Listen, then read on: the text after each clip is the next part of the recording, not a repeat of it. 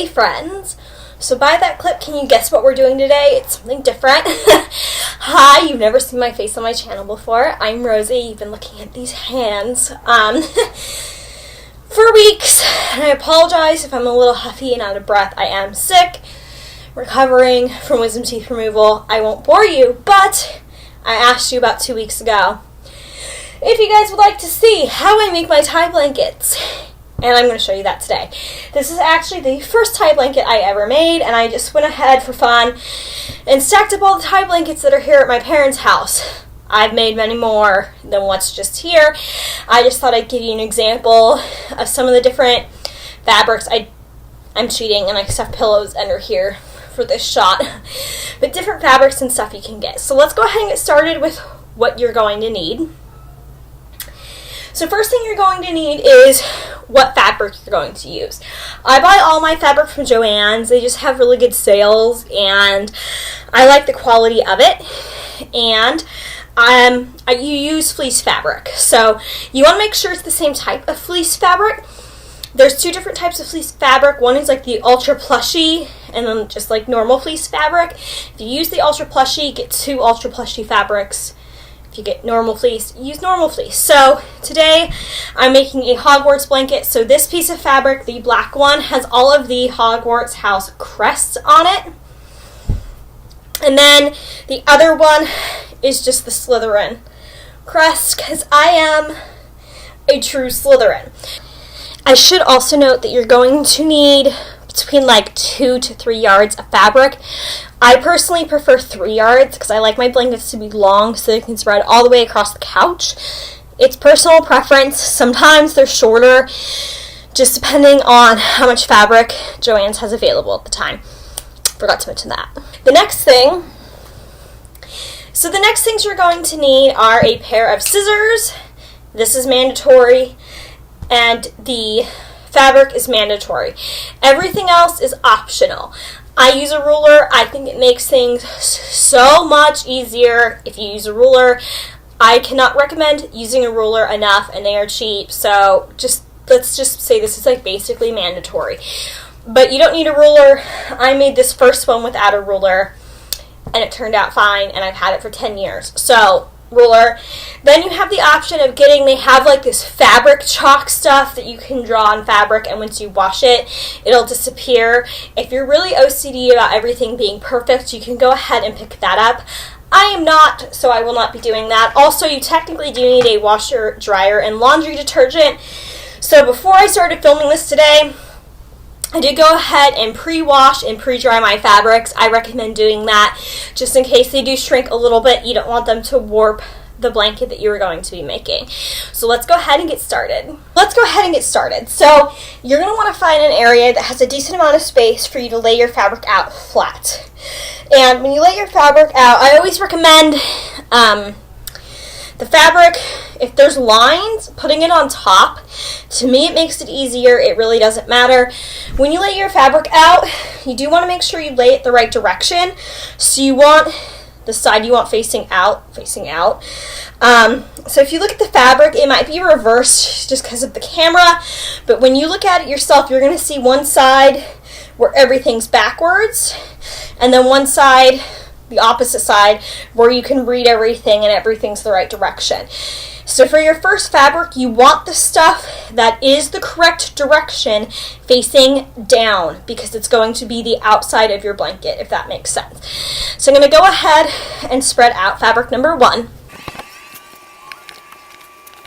Also, I would like to note that if you have cats and dogs, they tend to like to lay on your blankets as you're making them.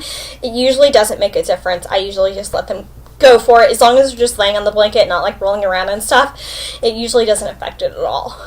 As you can see, I have just laid the base of my fabric down, and the lettering and the house crests are backwards, because again, you want the right side of the fabric facing outwards. Now we're going to go ahead with our second layer, and for this layer we want the correct side facing up. So the wrong sides are sandwiched in the middle and the correct sides are facing out on both fabrics.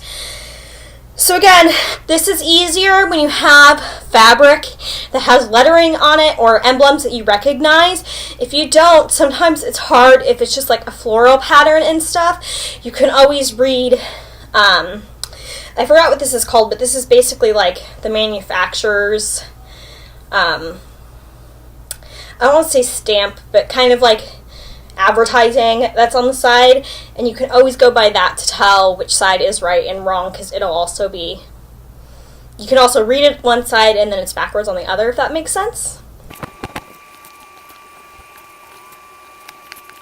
Also wanted to note that sometimes, depending on who manufactures the fabric, they will be different sizes slightly, both width and length, depending on how they were cut.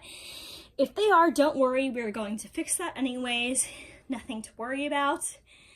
Just wanted to give you guys a heads up that might happen. Okay, so we have both of our fabrics laid down. I am going to do both far away shots and overhead shots like in my plan with me. So depending on how I edit this, you might see my tripod in certain shots, and if you do, I'm sorry, but that's just kind of how it has to be. Also, if you see my butt crawling around on the ground, you know, it happens. So we're going to go ahead and do this thing. You guys ready? You guys can do this. There's no so. I promise this is a lot easier than it looks. I'm just trying to be really thorough for you guys. Okay, so the first thing we're going to do is you do not need your ruler for this. You just need your scissors. We're going to cut around the perimeter so that both pieces of fabric are the same size. This is how we're going to fix that issue of them not being the same size. And also, we don't want, I was showing you where the manufacturer prints stuff, we don't want that on our blanket either. So we're going to go ahead and cut all of that off, and then I'll show you the next step.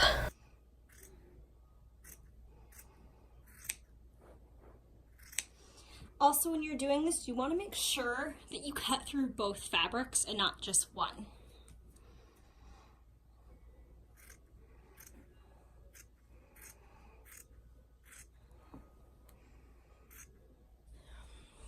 Also, if you see how in this corner it's cramped, it's okay. I'll just push the walking chair out of the way when I get to it. One thing I love about these blankets is everything doesn't need to be 100% perfect unless you want it to be. Like I mentioned earlier, you can get the fabric chalk and draw perfectly straight lines to cut around for your blanket. I personally don't do that, but if it's an OCD thing for you, feel free to do it. But this is just how I make mine.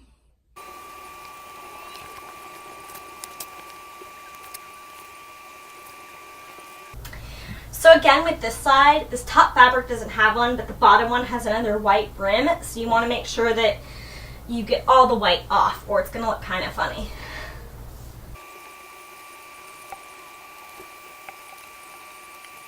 Okay, we're going to move on to the next step. I just wanted to add in that I did find an organization that takes leftover fleece and they use it to soak up oil spills in our oceans and lakes and rivers. So I will link them down below so you guys have somewhere to send your leftover scraps just besides the trash.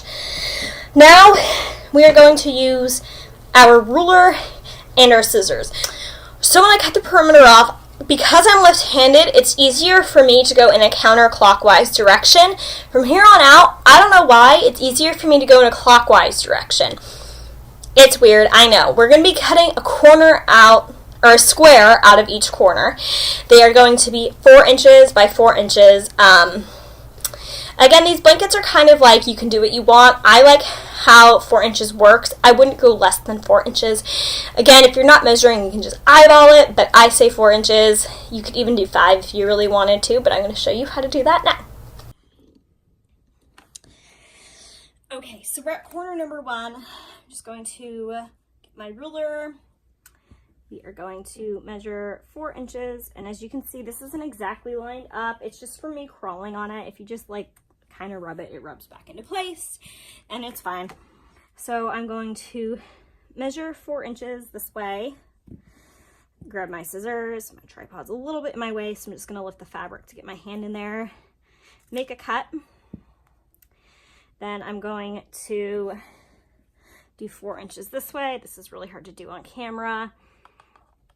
And again, make a cut. Okay? Now I'm just going to eyeball it. Again, I'm not the person that cares if they're perfectly straight until we get to a corner, until they meet up. Like this. And now we have one corner gone. We're gonna go ahead and do the other 3.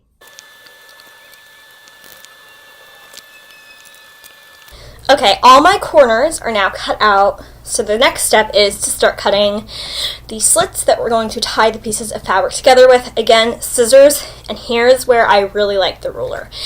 And I like the ruler here because I like to cut my slits the width of the ruler, so they're all about the same size. It doesn't always work out.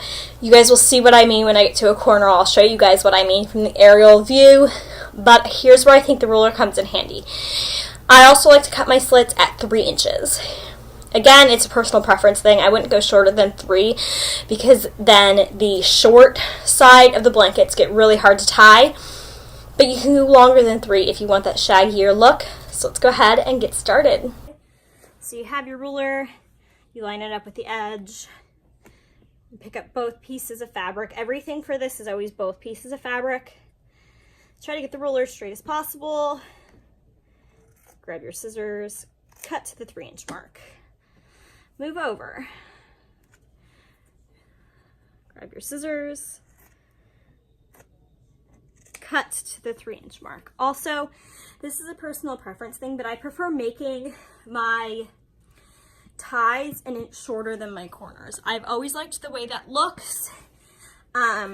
So if you do 5 and make your slits 4, that's just what I recommend. And we're just gonna go ahead and repeat this literally all the way around the blanket until all of the perimeter of the blanket is cut into little ties.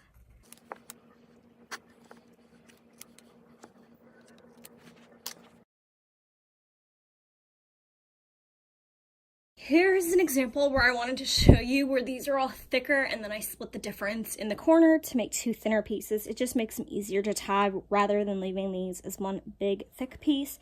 That was a lot thicker than the ruler, as you can see. So just wanted to show you that since I did get to a corner where that situation happened.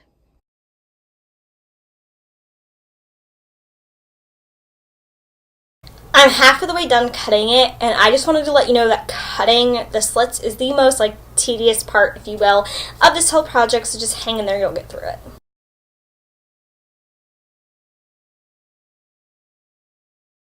Okay, the most tedious part is over. We are done with these. We're going to get to the tying, which is the last step. Okay, we've come to the tying part. Basically, you're going to just double knot these 2 together all the way around. So I do it a very specific way because I want the green one to be on the black side and the black one to be on the green side. So I'm going to try to explain this to you the best I can. I take the green one over the black one, loop the black one over, and then through the hole. Black one is the one that goes through the hole. I pull tight. Then I bring the black one over, put the green one through the hole, and pull. And now as you can see, they are on opposite sides. So again, green over black, black comes up and over, through the hole, I pull tight, black goes over, green comes up from the bottom, through the hole in the bottom, and I pull tight. Hope that makes sense. Some people don't care about this, but this is the one part of these blankets that I am super OCD about. Also, I am working on the shorter side of the blanket right now, and this side is always harder to tie than the 2 longer sides. The stretch of the fabric only stretches on the longer sides. It doesn't stretch the way of the shorter sides. So this shorter sides are always going to be more difficult to tie. See how the green are ending up. So again, green over black, black comes up from the bottom, around through the middle. You have 1 knot, you pull tight, then black goes over top, while green comes up through the bottom, put the green through the middle, pull tight. And we're gonna just do this, you guessed it, all the way around the blanket.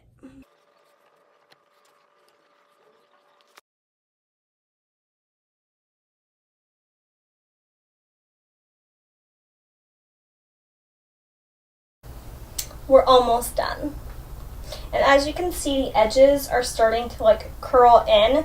When you first make these, that happens, but they will flatten. It's just from tying, and it just always happens, but they always flatten out in the end, so don't worry about it. If yours is starting to curl like this, mine is too, it's all good.